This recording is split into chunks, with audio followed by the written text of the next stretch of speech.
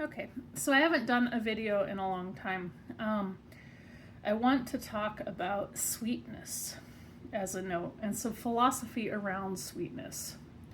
The perfumes that I've decided to feature more than one perfume here. So I have two perfumes that are predominantly sugar notes, and then I have two that are predominantly honey notes. So I have pink sugar, which is a fairly common and, pleasant perfume. I don't dislike this perfume at all. It's just a very kind of common and affordable option for just a very sponge sugar, like cotton candy kind of sweet scent. Then I have Tokyo Milk's Cake, which is also very sweet, kind of light vanilla scent. For me, it's predominantly sweet as opposed to, I would say, yeah, it's very sweet as opposed to, I would say, cakey or gourmand. I get sweet as gourmand, but I think of gourmand as having a pastry or a nut or some other, or cream or some other layer of complexity to it. And then I have Honey by Tokyo Milk, and then I have Bee by Zoologist. The one scent that I really do want to highlight is Bee by Zoologist. This scent, I don't love the house Zoologist. I actually have some real criticisms of this house, but this scent, Bee, is absolutely exquisite. It's a very wonderful honey scent, but it has a warm, spicy note to it that is almost like a caramelization, and not like caramel, like, oh, this is caramel, but the act of caramelization, that smell when you heat sugar. So there's a warmth and richness and depth to it that's just really, really lovely. And it has, you can see I've almost used all of my sample. It has orange, ginger syrup, royal jelly, accord, which I think is a little bit different than honey energetically. Broom, heliotrope, mimosa, orange flower, benzoin, labdanum, musk, sandalwood, tonka, and vanilla. So it's just a very rich and warm fragrance. It's absolutely beautiful, in my opinion, and very wearable. Not all of Zoologist's scents are, in my opinion, that wearable. I think a lot of them smells like somebody, like a kid got into the spice cabinet and did a little too much. I'm all for spices and I like spicy scents and spicy food, but when too much is added, it's just a hot mess, in my opinion. But I want to talk about sweetness as a concept and a note,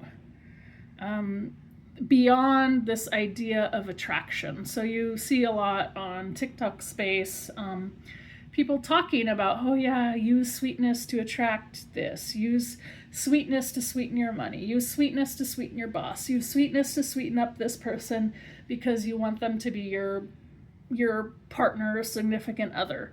Then there's the whole argument of honey versus sugar. Okay, I'm not going to go over all of that because I think there's a lot of people that already have and do, and I don't think I have anything really to add to that conversation. I'm going to talk about something a little bit different in regards to sweetness and sugar and this concept. The cards that I am highlighting in this are two oracle cards and one typical tarot card. So I'm highlighting the Six of Cups, and for you that understand this card will understand why. And then I'm highlighting the cure and the poison in contrast to one another. And so why the Six of Cups? The Six of Cups actually I think of as a fairly discouraging card. I won't say negative. I don't really think of things as positive or negative. But in my mind, it's a card when it comes up for somebody to use a bit of caution in regards to what's being offered, and to really think about, is what is being offered genuine? Is it from the person's heart, or is there another motivation? Is what's being offered true, or is there something better yet to come and it's being used as a distraction? And so there's a naivety to it and a seduction to it that is a little bit sneaky, but it's also a little bit spoiled and petulant like a child. So a child can want what they want when they want it, like they very much want candy. You know, give me the candy, give me the sucker, give me the ice cream. And in their impatience and hunger for what they desire, they can be foolish. And, you know, sometimes the consequences of that are minor, sometimes they're very serious. And also, it can represent like if somebody's offering you something and it seems too good to be true, it might be too good to be true. And so, you know, it's really about checking in my opinion, with our more mature parts and asking ourselves, is our impulses and what we're seeing really true? Because I think the Six of Cups is also about something that is being offered that's leading us away from our true self and our growth. And so I think about that with sweetness and desire and attraction. So, sugar, historically, is a very interesting, I don't know if it's I'll call it a compound for lack of a better term. You know, sugar was seen as originally, especially within Europe, it was seen as a very expensive and luxury item that was reserved for the rich. Sugar and bonbons and sugar sculptures were all a sign of opulence and expendable income.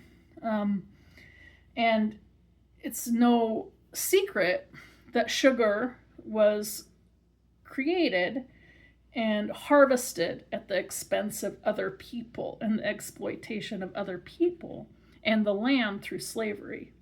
And if you know much about the sugarcane fields and what happened, it was absolutely a brutal and painful crop to harvest and deal with. In on top of, you know, what was enacted on stolen Africans by the slave masters.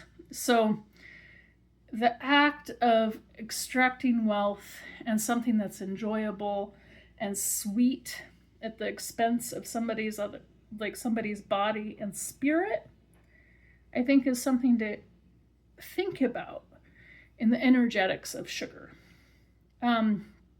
Sugar shifted now in modern times because it's so readily available and it's been made and refined so much to be so addictive that it's now associated with the poor and poor diets and poor health choices and laziness and a lack of self-control. And so it's kind of gone through that spectrum of being something highly sought after and to represent wealth, and something that is now seen as kind of a poor man's food. And now, if you're rich, like the sign of wealth is to show that you can afford to buy the organic vegetables, right, at the Whole Foods or whatever. And so it's gone through that spectrum of representation in society, but it's always been an addictive substance. It's always been a substance of seduction, and it's always had this kind of dark, sinister quality to it as well. Like to make white sugar, they actually have to burn and smoke it with the bones of dead animals, right? So, and then brown sugar or molasses is seen as like the waste product of creating white sugar, which I could get into a lot of symbolic representations there. I think you can extract your own opinions on that. But I also want to talk about the duality of what is a cure and what is a poison. I think in herbal medicine, or any medicine really, you know, sometimes what can cure us is also a poison and vice versa. And so, in looking at something on face value, we may not know, you know, which is which. So out of these two piles, one of them is sugar and one of them is salt. you know? And so, which one is sweet and which one is salty? You don't know just by looking at it. You have to actually taste it. And sometimes, when we think we need to attract something, we think we need to bring something to us, we actually need to protect ourselves and remove something from our lives to make the sweet have the ability to come into our lives, right? So you can't really have one without the other. You can't have sugar without salt. You can't even experience the sensation of something being sweet without understanding the sensation of something being salty. In these 2 cups, one of these is water and one of these is rum, a white rum. And, I think just by looking at it, maybe you can't even tell they have liquid in them. But if you could, you wouldn't be able to tell which one was which. And one of them, arguably is a medicine, and one of them is arguably a poison. The same with this plate. One of them is oil. One of them is agave syrup, which is also a kind of sugar. And so all plants have sugar. And so there's a lot of different kinds of sugar too. So it's like when we get so caught on the extracted properties of sugarcane specifically, or sugar beets, that's one specific kind of sugar with one specific type of energy. So if we're looking at doing different types of work, we may want to think about what type of sugar or sweetness we're utilizing. And then, with the honey is a different kind of sweetness. There's a labor that goes into that sweetness, and a kind of community, and I don't know if quest is the right word, but an intention to gather what's needed for the next generation. And so I think in thinking about desire and sweetness, it's like, what type of sweetness do we want to bring in our life? Is it something that burns out quickly and moves quickly, or is it something that we want a little bit more long-term and sustainable? So when I use these perfumes, I actually use them. I mean, I could argue, yes, they could be used in the ways of, we talk about attraction work or attracting different things and bringing sweetness. Okay, fine. I use them on days or times when I feel like my inner sweetness and energy is actually being extracted, and I want to replenish my own reserves for myself. So I actually do it for myself, not to, kind of get something from somebody else, because I think there can be, and people don't talk about this kind of work of using sugar or sweetening as domination. But in my mind, especially knowing the history of sugar, there is a dominating element to its use. And then I would say with honey, there's more of an alchemy or an alchemetic energy, because you're transforming the energy of the sun and the earth and the flowers into something that's sweet. And so I think energetically there's a difference there. And yeah, I know people argue about, honey jars move slow and sweetening jars move fast, blah, blah, blah. I don't want to get into all that. Just thinking about it on a basic level, on the alchemetic level of creating something, sweetness in community and working together with others, is a little bit different than a dominating energy. And so one may work better, one may work faster. We can argue about who had access to what and when. I don't really, want to get into all that. There's plenty of conversation on that. But, I would ask, how do you know what is your cure and how do you know what is your poison? How do you know what you want to attract and how do you know what you need to get rid of? And what is really being offered? And is it really something good for you?